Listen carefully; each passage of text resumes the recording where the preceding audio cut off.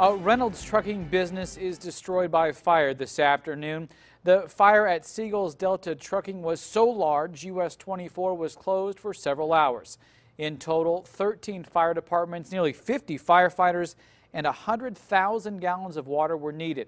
But crews also had to battle conditions as well because that water was not easy to access.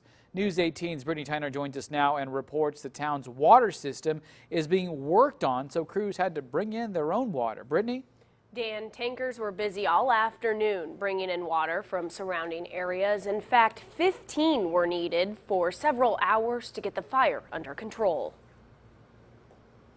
Just billowing all across the road against the blue sky. It was in big rolls of black and thick. It's a scene that Reynolds resident Macy Harrigan couldn't snap enough pictures of on her phone.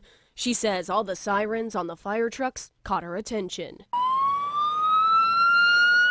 I had to come see it, and so I've been circling it, taking pictures for the last 2 hours. Around 1:30 Tuesday afternoon, crews were called to Segal's Delta Trucking just on the edge of town. When the first volunteer crews with the Reynolds department arrived on scene, they knew immediately they needed backup. Upon our arrival, I had basically a fully involved structure here. We started calling tankers from all the neighboring fire departments in the county and also from outside the county. In all, Monticello Fire Chief Galen Logan says 13 departments and nearly 50 firefighters were called to the scene. 15 tankers were brought in because he says crews were unable to use the hydrants in town. They're redoing their water system.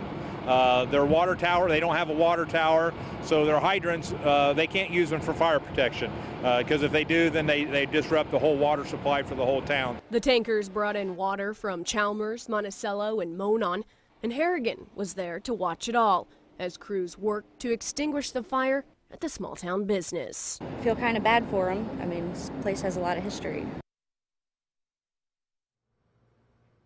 The state fire marshal's office was on scene trying to determine what may have caused the fire. A Segal's co-owner tells News 18 it started in a storage area with tires and other items the business doesn't use. Nobody was injured, and US 24 reopened a little after 4 this afternoon. Brittany Tyner, News 18.